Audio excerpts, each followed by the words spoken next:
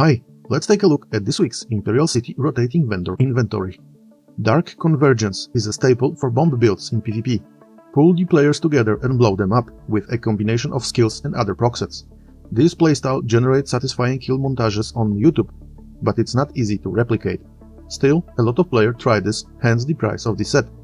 Keep in mind that the White Strix Mayhem event will start in just 2 days, and the next 2 golden vendors will be selling all PvP gold jewelry for Alliance points, which then will be put on the market by players with excess of AP. A Northern Elsewhere treasure map. It's cheaply available in Guild Traders. Skip. Affix script Courage.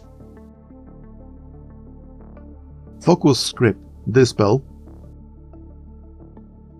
Signature script Crusader's Defiance.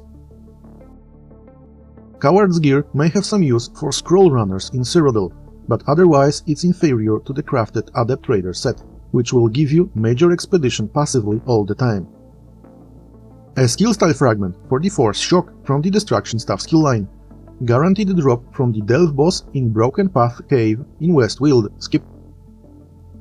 A lead for Crypt Cannon Vestments, an interesting support mythic. It drops from the daily reward boxes on Telvanni Peninsula. Skip. A lead for Bloodlord's Embrace, a rarely used sustain mythic for tanks. It drops from bosses in Sanguine's Domain, the public dungeon in Shadowfen. Skip.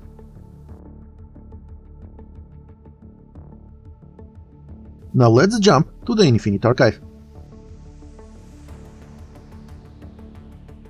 A Grachtwood treasure map. Same deal as before. Skip. Affix script Protection. Focus script Disease Damage. Signature script Assassin's Misery. Domihaus Mask Style. The Metallic Bull Helm. Its price on the market is high enough to warrant spending 15,000 archival fortunes. Bound Companion Weapons. This is the worst gamble option on companion gear. Off-trade weapons are very cheap in Guild Traders. Skip.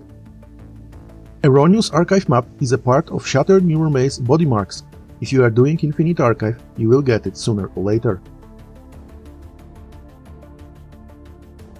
A lead for Perils of Elnofey, a mythic used in one of the meta PvE healer builds. It drops from the final boss in Crypt of Hearts 2 group dungeon. This is a good antiquity lead to buy. It will save you a lot of time, unless you are patient and doing daily undaunted pledges for keys.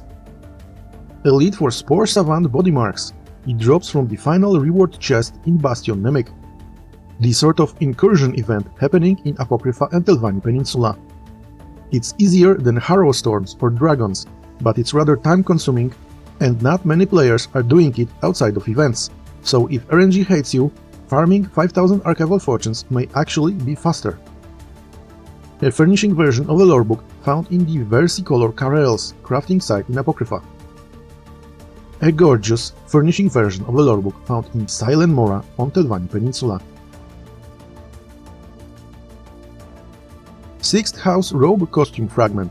It drops from regular mobs in the Forgotten Wastes, a public dungeon in Vardenfell. Skip. 1 of 5 deck fragments for the Tales of Tribute card game. It drops from world bosses on Telvanni Peninsula and Apocrypha, so it's a question whether you want to fight in the archive or kill some bosses in Overland. Just be aware that some of Necrom's world bosses are pretty tough. Try to pick the easier one like Corlys the Chainmaker. The Walking Nightmare truly deserves its name. And finally, Overland sets dropping this week are from the Starter Zones and Southern Elsewhere. Thank you for watching, please leave a like and subscribe. See you in the next video. Bye!